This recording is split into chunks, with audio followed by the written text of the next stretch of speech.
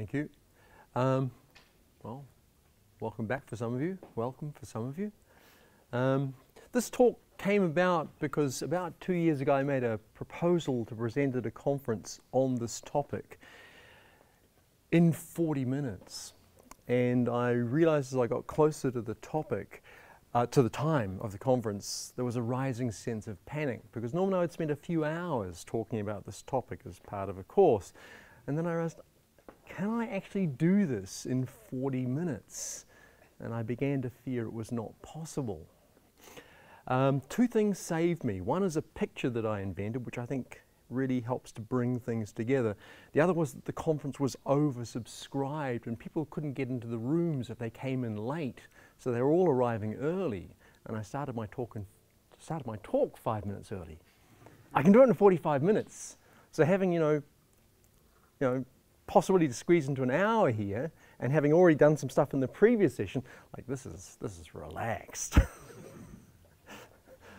Okay, so I've got some slides in here that I already presented in the previous presentation. I'm not going to go through those. The slides are there because sometimes I do just this presentation as a standalone presentation. So there's a couple of pieces in there, and they're in the middle. I'm just going to skip over. Oh, I am still me, okay? Same me that was here an hour ago. I'm still the Namespaces maintainer. I still wrote a book. I still teach courses. There's some course books. Now, as I said, I normally spend a lot of time on this, so even though I have a bit more time than usual in a conference context, I still am going to go reasonably fast. There's some details I'm going to leave out, but I hope that you'll walk away with a picture of what user namespaces, why they are kind of magical.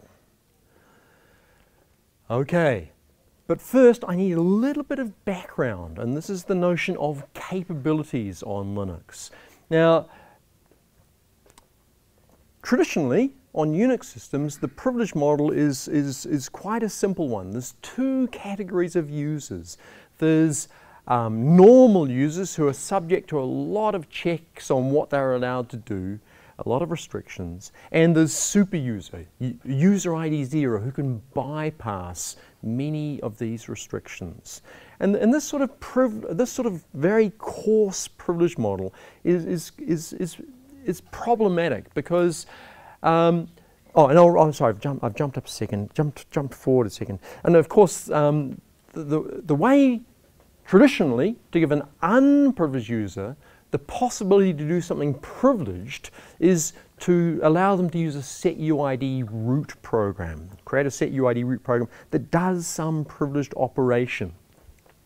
And then when the user executes that program, the resulting process has UID 0 and it has the powers of superuser. And this is a useful technique, it's a powerful technique, but it's also a dangerous technique. And the problem springs out of this coarse granularity of this privilege model because maybe we want to write a setuid program that, hypothetically speaking, lets an unprivileged user change the system time. Now, only a superuser can do that. So we create a setuid root program that lets unprivileged users change the system time. But if that program could somehow be compromised by an attacker, then that program, the compromised program, could potentially do any kind of dangerous thing that superuser could do on the system. And this is why setuid root programs are dangerous, because if they're compromised, you have all the power of superuser. So when these programs are compromised, there's no limit to the damage that can be done, if the attacker can gain full control of the program. Capabilities are an attempt to sort of solve this problem. And the idea of capabilities is, let's divide the power of superuser into small pieces. And currently there are 38 of these small pieces. You can see them described in the capabilities manual page. For example, these are some of the capabilities. Cap DAC override. This is a process with this capability can bypass file permission checks, read and write any file on the system, go through any directory. Caps is time. That's the capability that lets you change the system time. Caps as admin is a kind of sad capability because it lets you do way too much. But that's a rant for another day. The point is, now you could, instead of having setuid root programs, which are so powerful and very dangerous that they're compromised, now you can have programs that have just one of these 38 capabilities attached, perhaps caps this time, for example, to take out the example I just gave, and you attach that to the binary instead, and then when a user executes that binary, the process gets just that capability. And if the program could somehow be compromised, then the attacker can do less damage, hopefully, because the program is a less powerful program than a setuid root program. What I want you to take away from this is the idea, that processes can have capabilities, some subset of the power of root. Capabilities can be attached to executable files, and when users execute those files, the resulting process has whatever capability was attached to the file, and that having these processes that have a subset of the power of superuser, in other words, just one or two capabilities, and having binaries that have just one or two capabilities instead of being setuid root binaries, the idea is here we can create a less dangerous world in a security sense. Okay, so this is one of the pieces I'm going to really just skip. I mentioned already this idea that namespaces provide isolation. I just want to say that we do have a bunch of different namespace types. This is what I said in the previous session. There are 7 different namespace types at the moment. Soon there's going to be 1 or 2 more. One of them is actually going, the next namespace that's likely to appear, by the way, is time namespaces. So you have processes that are in different time namespace instances, they see different time. So we've got 7 different types of namespaces, and the one that I haven't really talked about yet, which is what I'm going to talk about now, is user namespaces. So skip, skip, skip, skip, skip, skip, skip, skip, skip, skip, skip, skip, skip. Skip, skip, skip, skip. User namespaces. Now, what user namespaces do is allow us to have UID, per namespace, UID and GID maps. The idea here is you can have a process that's inside a user namespace, it has a certain user ID and a certain group ID, and outside the user namespace, it has a different user ID and a different group ID. And the interesting use case here is you have a process that's inside a user namespace, it has UID 0, it is superuser, it has all the powers of superuser, but outside the namespace, it's some unprivileged user ID. It doesn't have any of the powers of superuser outside that user namespace. User namespaces are like PID namespaces, which I talked about a little bit in the last session. They have a hierarchical relationship. We've got the notion that each user namespace has a parent user namespace, which has a parent user namespace, going back to the initial user namespace. The way that this parental relationship gets established is when a new user namespace is created. That's done by calling clone or unshare system call. The process that creates the new user namespace, the parent of that user namespace is the user namespace of the process that called clone or unshare to create the new user namespace. That's how this hierarchical relationship gets built up. And one of the reasons that this parental relationship matters is because it determines the rules about how capabilities work. And because we have just a little bit more time than I normally have, I might even have time to talk about those rules. We'll just see. Okay, so there's just an example picture of a user namespace hierarchy where some user namespaces are children of other user namespaces. Now, when a new user namespace is created, the very first process inside that user namespace, by definition, the kernel just does this automatically, that new process has a full set of capabilities. So we made the clone system call. The clone system call created the child process in a new user namespace, and the kernel just says, automatically, that process has all capabilities, all the powers of superuser. But only inside the user namespace. And unpacking what that means is the whole point of why I'm here right now. Okay, so one of the things that we need to do with user namespaces, when we create a new user namespace, is we need to define UID and GID maps. These maps are saying the credentials inside the namespace, what do they correspond to outside the namespace, in the parent user namespace? So one of the very first things that you do after creating a new user namespace is you define what these mappings are going to look like. And the way that you do this is by writing suitable strings to two files for the process that's inside the namespace in the procpid UID map file and the procpid GID map file. To begin with, the content of these two files is empty, but for the processes inside the new user namespace, you then write strings to these two files, and that defines what the mappings are going to look like of UIDs and group IDs. So there's a whole lot of rules about doing this, because this is all very security sensitive stuff, so you can't just do arbitrary things in terms of creating these mappings. There's a whole bunch of rules. I just don't have time to talk about the rules here, but you can read about them in the user namespaces manual page. But essentially, what you're doing is writing to these files strings that look like this, lines that look like this. Some ID inside the namespace maps to a different ID outside the namespace, and then a range.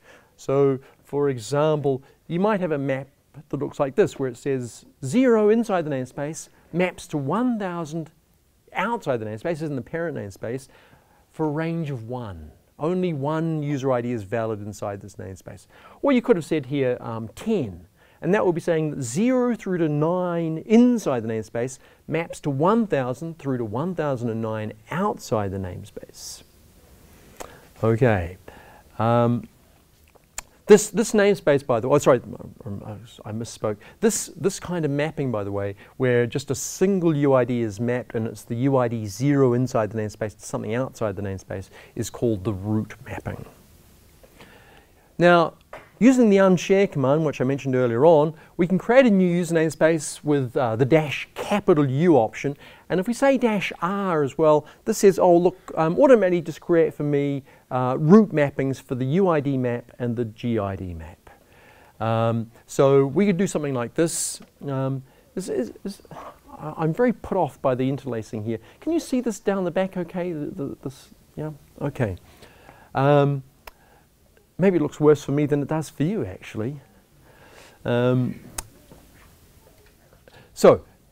Here, for example, I start off as an unprivileged user, UID 1000, GID 1000, and then I say, create a new user namespace, unshare-u, with -R, the root mappings, and run a bash shell in that new user namespace. And then I turn around, and what unshare has done behind the scenes for me is write some strings to the UID map and the GID map. And then I can just check what those mappings that unshare has created for me, what they look like. So I cat proc $UID map, I see 0 maps to 1000 for 1 inside the for a range of 1, and 0 for the GID map, 0 inside the user namespace maps to 1000 outside, again for a range of 1. And if I look, so I've changed the shell prompt here, by the way, just to indicate that this is a different shell in a new user namespace. If I, from that shell, look at the credentials of the shell process, I see that it has UID 0 and GID 0. And this is one of the points about user namespaces, that whenever you look at credentials in any context, the credentials are always mapped always shown to you according to whatever the UID map and the GID map that are defined for your user namespace define those user IDs should be. So even though in the outside world this process has UID 1000, from our perspective inside the user namespace, looks like we have UID 0. And when I look in the proc.pid status file to find out about the process's credentials and capabilities, again I see UID 0, GID 0, and for the effective capabilities, I see that this process has all capabilities. There are 9 Fs there, that's 9 times 4 bits is 36, and 3 is 2 more bits, that's 38 bits that are on. Okay, those 38 capabilities. Of course, none of us is very good at interpreting hex strings. There is a program called getpcaps that you can use to actually display these capability sets in a human, I like to call it a human readable, if not necessarily human comprehensible format, because the notation is not that easy to understand, but at least it's a bit more readable than hexadecimal. Okay, now, from our new shell, we check what the PID is, it's a certain number, and then from a shell in the initial user namespace, I then turn around and say, well, let's go and look at the credentials of that process in proc.pid status, and seen from the shell in the initial user namespace, the process looks like it has credentials, you know, UID 1000, GID 1000. Okay, because here, from a shell in the initial user namespace, we see the credentials as they would appear in that user namespace. Okay. Now, we might then say, well, hey, in that user namespace, we have all capabilities. Wow, perhaps I can start doing interesting stuff. Perhaps I can change the host name, for example. So then I try to do that, say host name, change the host name of the system, and I get straight away an error message. To change the host name requires the capsysadmin capability, and this process has the capsysadmin capability. Nevertheless, it can't change the host name, and we'll see why soon. Okay. The key point is that the new shell there, by the way, is still in the initial UTS namespace. Now, let's talk about user namespaces and capabilities. So, the first process in a new user namespace gets a full set of capabilities, but those capabilities can only be exercised on objects that are governed by the new user namespace. Now, the question, of course, is what does that mean? We know some things already. There's a bunch of different namespace types, currently 7. Each one of those namespace types governs some sort of global resource. UTS namespaces, they govern host name and domain name. Mount namespaces, they govern the list of mount points. Network namespaces govern a bunch of network-related resources. Now, what I want to add to this mix is that each non-user namespace is owned by some particular user namespace. There's always an ownership relationship. Every non-user namespace belongs to some particular user namespace. And when we create a new non-user namespace, anytime we do that, what happens is that the new non-user namespace automatically is owned by the user namespace in which the creating process resides. And that's how the ownership relationship gets established. Now, if a process operates on resources that are governed by some non-user namespace, what the kernel checks is what are the process's capabilities in the user namespace that owns the non-user namespace that governs the resources. Okay, so that was very abstract. Let's try and make this more concrete by a picture. And the picture I'm going to show you is the picture that would result when we executed this command. unshare-U, create a new user namespace with the root mappings, just because that's simple. -lowercase u, create a new UTS namespace at the same time and run some program. Now, here's what we get as a result. First of all, this is the program that was run here. Okay, now this program, this process running this program, it's in a new user namespace. There's the initial user namespace that was created when the system was booted up. Well, we've just created a new user namespace, and because we created a new UTS namespace at the same time, there's a new UTS namespace here, and because it was created at the same time as the user namespace, it's owned by the initial, by the new user namespace. Okay, now this process here, it has effective user ID 0 inside the namespace, but outside the namespace it has effective user ID 1000, because I'm doing this as unprivileged user ID 1000. It has a full set of capabilities. That's what this notation here means, equals EP, all capabilities in effective and permitted. It's in a new user namespace, it's in a new UTS namespace, but for example, it is still a member of the initial network namespace, and the reason is that when we created this process, we created the new UTS namespace and a new user namespace, but we didn't create a new network namespace. So this new process is in the same network namespace as its parent was. And it's also in the same, it's also in the initial PID namespace, the initial C group namespace, the initial mount namespace, the initial IPC namespace, and so on. It just didn't have room to show all those other namespaces. And of course there's an initial UTS namespace as well, but this process is a member of the second UTS namespace. Now, suppose this process says, I want to change the host name. Now to change the host name, you need to have the capsys admin capability. So this process, well, the kernel first of all says, if a process wants to change the host names are governed by the UTS namespace. So the kernel's first question is, which UTS namespace does this process reside in? And the answer is this one. And then the kernel says, well, which user namespace owns this username, the UTS namespace? And the answer is this one. And then the kernel's question is, what capabilities does this process have in that user namespace? And the answer is, it has all capabilities and it's a member of the namespace. So it has all capabilities in that user namespace, and therefore this process will be allowed to change the host name. On the other hand, suppose this process tried to bind a privileged network port, something less than 1024. This requires a certain capability. It's called capnet bind service.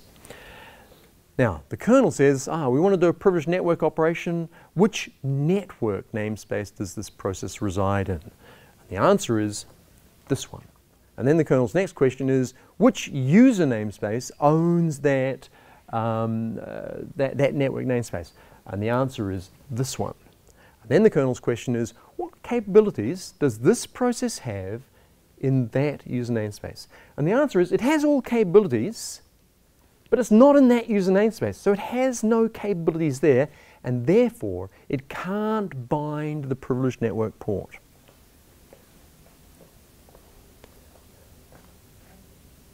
I really like this picture.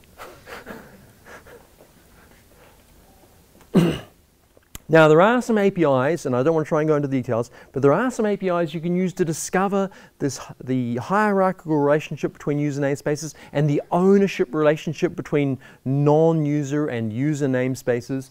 I'm not going to try and go into this. I will just mention in the inside you'll see a pointer to a location of some code. I do have a Go program that makes use of these APIs to draw you a picture of the namespaces on your system. I've been using C for 30 years, it still hurts. Go is so easy. Okay, so let's just try some demonstrations with that program. So, I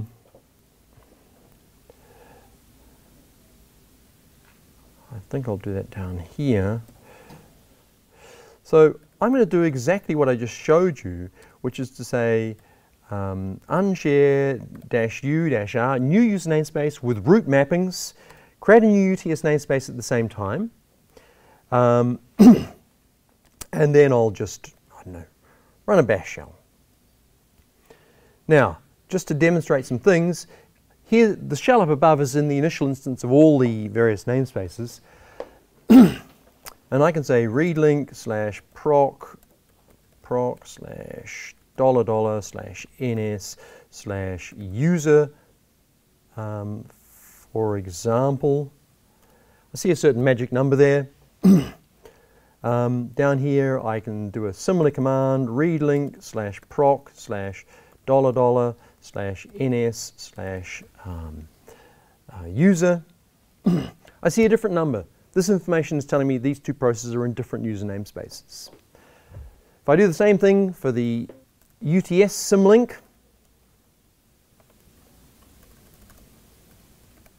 again, different numbers. These two processes are in different UTS namespaces. But if, for example, I do the same thing for the network symlink,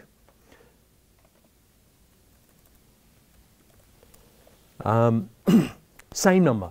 These two processes are in the same network namespace. They're in the same C group namespace, the same IPC namespace. Okay, because when we created that, that shell in the bottom window, all we said at that moment was create a new user namespace and a new UTS namespace, and the new shell is still a member of all the other, the initial instance of all the other namespaces. So, just to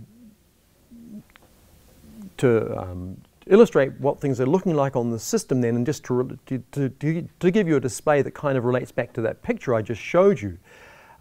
Here I've got a shell, the shell in the lower window there, okay, PID 15948, and up here I've got another shell with a different PID 15161. What I'm going to do now is just make use of that Go program that I've just talked to you about, and I will say sudo go run namespaces of.go. Now, potentially this program by default will show me information about all the namespaces on the system and all the processes on the system. That's too much information.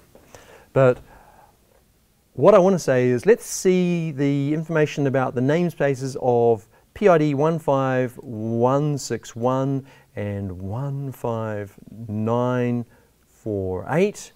And even that's too much information for me, because I don't want to see information about all the namespaces. I want to restrict the set of namespaces just so I don't get so much output. So I'm going to say, oh, gee, I wrote this program. I hope I got it right there. UTS, net.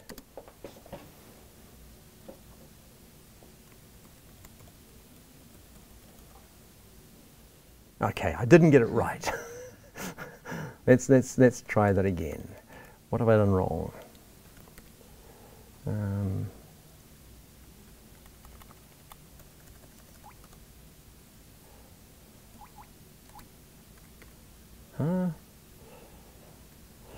One moment. Maybe it's just this. Yeah, that was it. Namespaces. Okay, now this picture then is illustrating the point here. Remember, we had two shells, the shell down here with PID 15948 and the other shell which had PID 15161, and what we're seeing here is a picture of the namespaces and their relationships, at least for the user namespace, the network namespaces, and the UTS namespaces. And so we see here, first of all, there is a user namespace at the top. That is the initial user namespace. It's owned by user ID 0. There's an API that you can use to discover who owns a particular user namespace. And the namespace has a certain magic inode number that's unique for this namespace. There's a child user namespace. You can tell it's a child because of the indentation. That's my notation. It was created by user ID 1000. It's got a different, of course, inode number. And owned by that new user namespace, there's a UTS namespace. You can tell it's owned because indentation.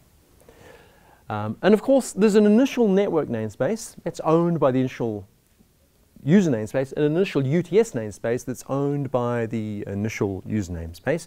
And then let's look at the namespace memberships of the of the various processes. And the way I discovered this, by the way, in my Go program is I just went through and parsed all the proc, pid, ns symlinks on the system and matched up the numbers.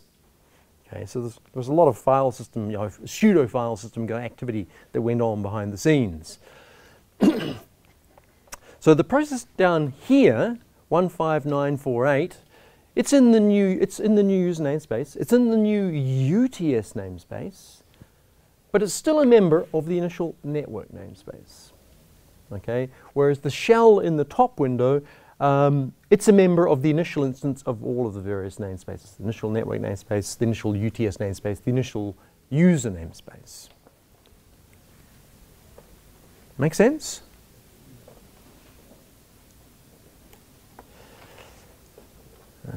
Oh, I'm doing good for time. This is so relaxed. Okay, so what sort of stuff, excuse me, what sort of stuff can you do with user namespaces? I'm actually on the downward slope now. You can run your Linux containers without root privileges. So Docker has modes for doing this, LXC has modes for doing this nowadays. Some things that people used to do with setuid root helpers, like sandboxing the rendering process in browsers to set up the rendering environment for the sandbox environment for the rendering process. It used to be that browsers like Chrome would use a setuid root process to set up the sandbox, which setuid root programs, dangerous. Let's avoid them. Nowadays you can do the necessary sandboxing instead by using user namespaces along with some other namespaces, and so you've removed one dangerous program from the system. This is interesting. You can set up a user namespace where the UID map looks like this: 1000, 1001. Some unprivileged ID maps to the same ID in the parent namespace for a range of 1. There is no concept of superuser inside this user namespace. You can't have privileged processes inside this namespace. From a security perspective, that's a nice guarantee to have. You know that there can't be dangerous processes in that space. You can do what people used to do with chroot for isolating processes and file systems, but using user namespaces and mount namespaces, you can do so much more in terms of completely rearranging the file system setup that a group of processes sees. Fakroot, I don't know. Who's heard of Fakroot, just by the way? If you use Debian, you probably have heard of Fakroot. Fakroot's a package, it's a shared library that is used in conjunction, it's a preloaded shared library that's used in conjunction with the Debian package creator program. And the Debian package creator program is going to create a package with some metadata saying, who should own these files when these files are installed on the target system. And the package creator program just says, well, I'm going to put whatever UID and GID I'm being run with into the metadata. So it just calls get UID and or get EUID to find out what effective user ID it's being run with. So if you wanted to create a package where the files should be owned by UID 0 on the target system, one possibility would be that you run, excuse me, that you would run the package creation program as superuser. Every time you do something as superuser, there's always a little risk that something will go wrong. So, Fakroot, what it does is it's a preloaded shared library that provides wrappers around the get UID and get GID system calls and all the related system calls. And the wrapper functions don't even call the system calls, they just lie. So that when the package manager says, get UID, the wrapper function just comes back and says 0. Package creation project says, okay, I'll write the 0 into the metadata. Now, instead of messing around with a preloaded shared library, you can make life even simpler. You can have a user namespace where there's the root mapping. No need for shared libraries anymore. Okay, then a couple of other tools. Okay, one of the reasons that all these namespaces were suddenly invented was to do the container thing, but people have come up with some really interesting other uses as well. And a couple of other cases that I find really interesting are FireJail and Flatpak. And I'm just curious, by the way, who's heard of FireJail? Not so many people. Flatpak? Yeah, usually a few more people. Okay, so FireJail is a sort of generalized sandboxing tool so that you can run some application in some sort of sandbox where if it gets compromised or is malicious somehow, it's limited in the damage that it can do. And the sandboxing is done using namespaces, also using C groups, which I haven't talked about at all, of course, using another feature of the kernel called setcomp, which limits system calls that can be made. I talked here last year about setcomp. Maybe one or two of you were there, I don't know. And you can just set up a set of sandboxing rules describing what kind of sandboxing you want and put it into a so-called profile, and then run your application under the control of that profile using FireJail, and it's got some degree of sandboxing around it so that if it gets compromised, it can do less damage.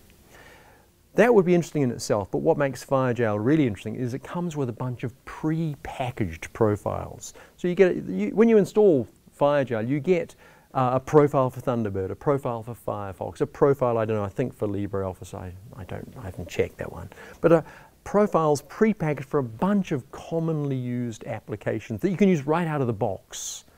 So then you can run all of your favorite applications inside a sandbox, so they are more restricted in what they can do in case they should somehow be compromised. It's interesting stuff. Flatpak is, again, it's using namespaces, but also setcomp and C groups and capabilities to solve the package management problem in a different way. The idea here is, I'll rephrase this. Does anybody here use Debian? Debian stable? Anyone? Oh, excellent. The great thing about Debian stable is it's stable. The terrible thing about Debian stable is it is stable. What I mean by this is, and every distribution has this problem, it's just somewhat more extreme with Debian, which is, there's some cool new software project out there and you want to use it, but it hasn't been packaged for your distribution yet. This is most extreme in Debian stable because the release cycles are so long, but every distribution to some extent or other has this problem. And what do you do at that point? You want to use the cool new software, there's no package for it for your system, so maybe you download the tarball, build and just build from tarball and install manually. But maybe the application has some dependencies on another package. You need to manually set up those other packages to get the dependencies right. Maybe you mess up along the way and you bust your package management database and you feel sad for a day or two.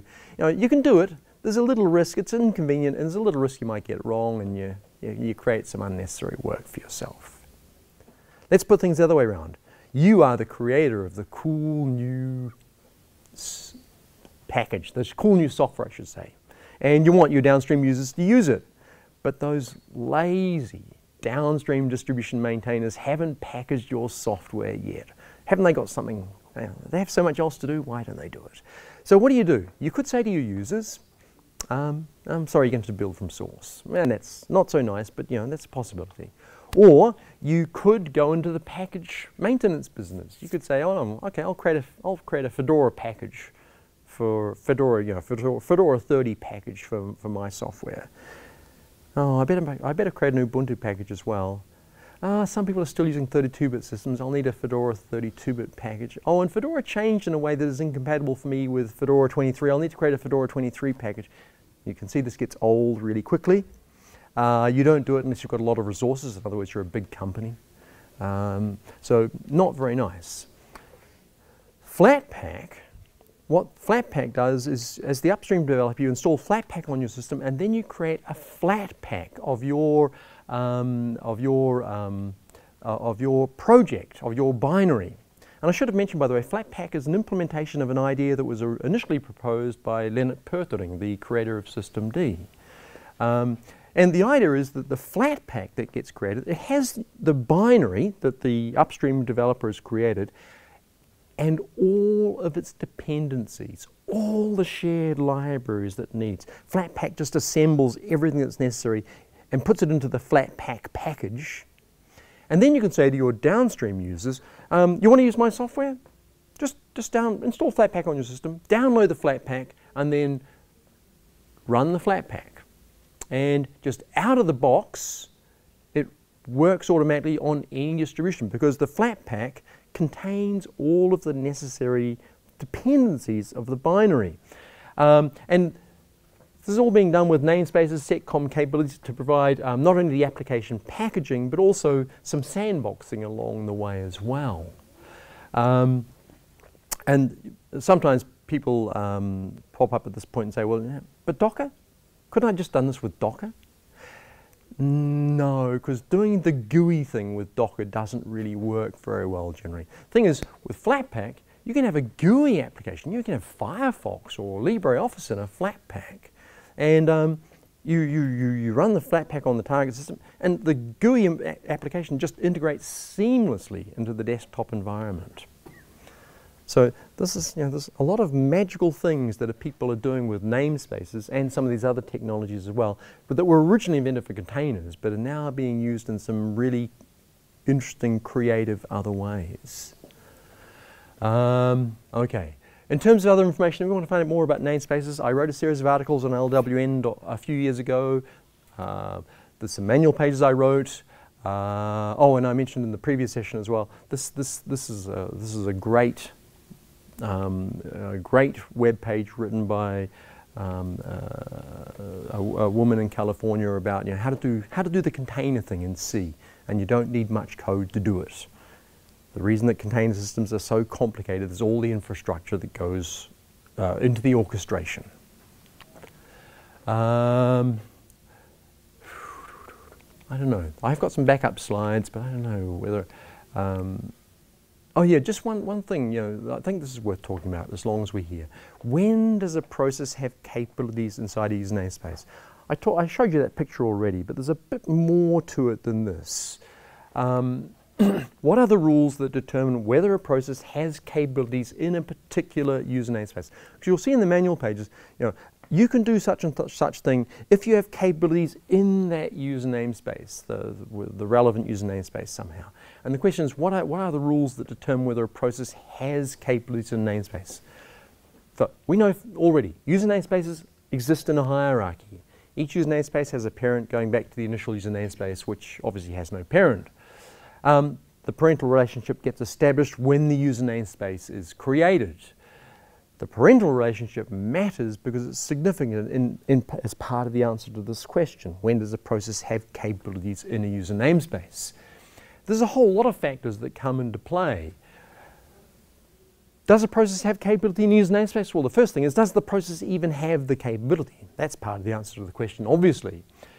Depends on which user namespace the process is a member of, depends on the process's effective user ID, depends on the effective user ID of the process that created the target user namespace, the one that we're asking about. So we've got a process that perhaps is living in one user namespace, but it wants to do something in another user namespace. That's the target user namespace. The question is, who created that target user namespace? And then what else matters is the parental relationship between these two namespaces. Now, there is a program I've got in the source code that on my website that encapsulates the rules that I'm about to show you next. Basically, you can give it two arguments, a PID and a proc.ns user symlink, and it'll tell you, does that process have capabilities in that namespace? Okay, so the rules go like this. A process has a capability in user namespace if it's a member of the user namespace and it has the capability. That's pretty much tautological. This rule doesn't give the process any capabilities in the parent namespace, only in the namespace where it resides. A process that has a capability in a user namespace automatically has that capability in all descendant user namespaces as well. So in other words, if you're superuser at one level in the user namespace hierarchy, you're superuser every place lower down as well. Or to put things another way, you can't, as someone else, hide from the power of superuser inside a user namespace by running away into some inferior user namespace. It doesn't work because Superuser at some level has, a superuser at one level in the hierarchy has superuser powers all the way down. And then one more rule, and this is an interesting one, any process that's in a parent user namespace that has a user ID that matches the user ID that was used to create a child user namespace, that process automatically has all capabilities in the child user namespace. So in other words, as an unprivileged user, I might have created the unprivileged user ID 1000, I might have created the child user namespace. There are some processes inside that user namespace, and maybe I'm running a shell in the parent user namespace, and I'm running the shell as user ID 1000. That shell has capabilities over all of the processes that are in the child user namespace, because the shell has effective user ID 1000, which is the same as the effective user ID that was used to create the child user namespace. And that means there might be processes inside that child user namespace with different credentials, potentially, but I could still send signals to them. I could still kill them, for example, because the shell in the parent user namespace has a user ID that matches the user ID of the child user namespace. The user ID 1000 is God from outside the user namespace. Okay, I think that's enough, but are there any questions? Yes? In your example earlier, where you established this hierarchy and you created a new user...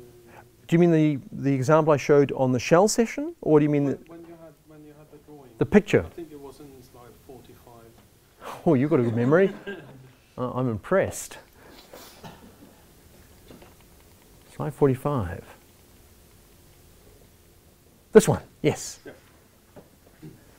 You were allowed to change the host name, but that's the host name that's visible in this. Yeah, it's not on the top level. That's right. So the host name would be visible to this process, but if there were processes that lived in this UTS namespace, that host name, it's not visible to the processes that live in this UTS namespace. And then this is the whole point, that you're creating a sort of a new isolated world that's governed by a new user namespace that owns some non-user namespace that governs some resources.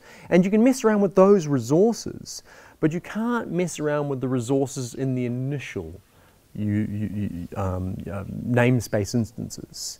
And then this is why you can be superuser inside the new user namespace, but you only have superuser powers on sort of the resources that live in that new isolated container that you've created.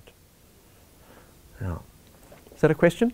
Yeah. So if I set the time, will the kernel kind of manage the delta? Okay. So that's a good other question that I think I did have in a backup slide, but I've zipped past it already.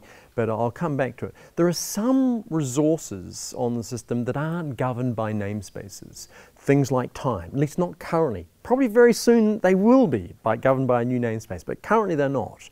And what that means is for these resources, and another example is, say, loading kernel modules. Okay, the new process in the user namespace, it gets the capability capsys module. Can it load kernel modules?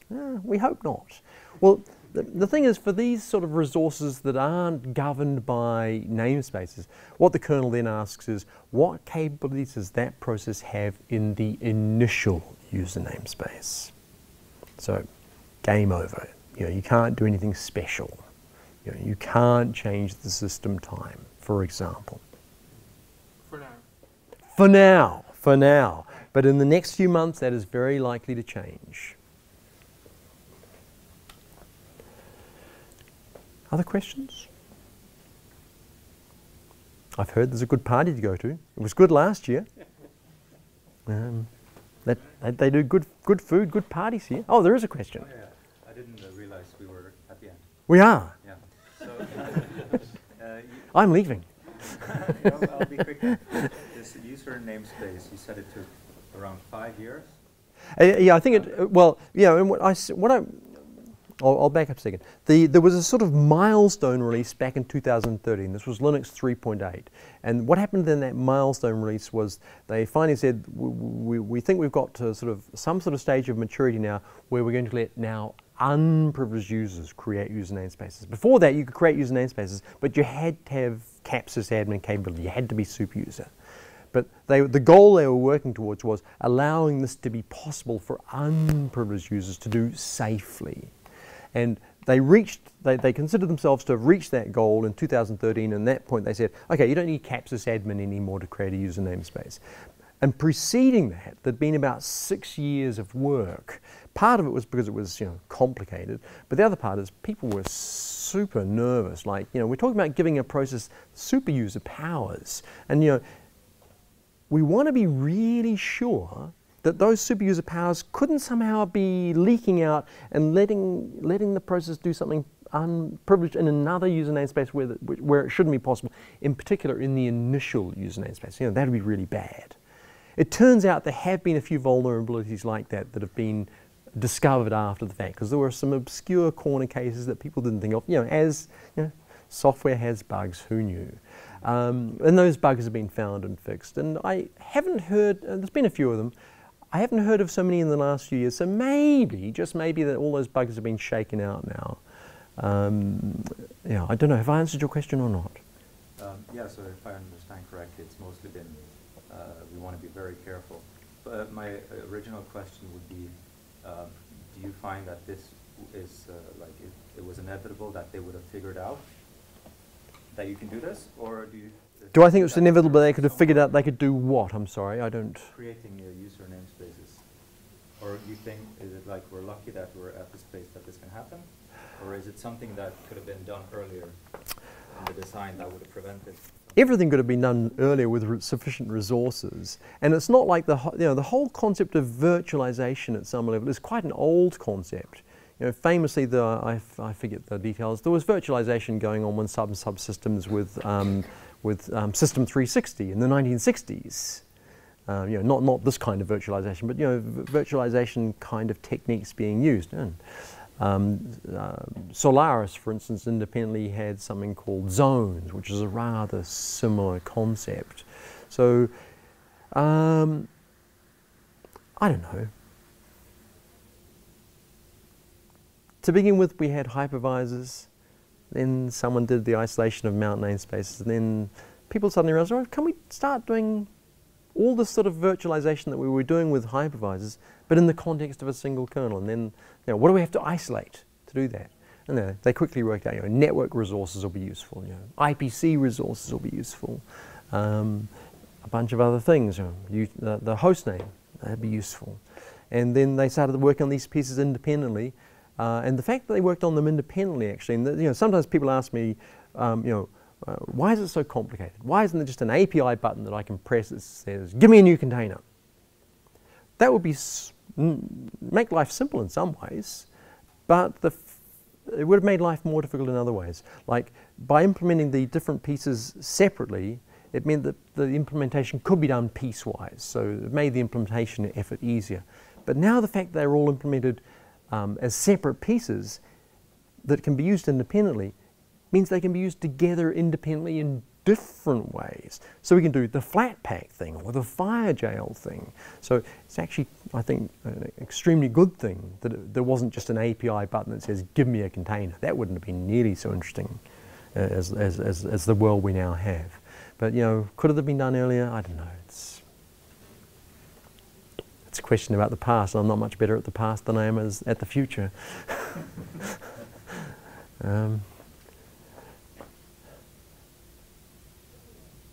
Enjoy your evening.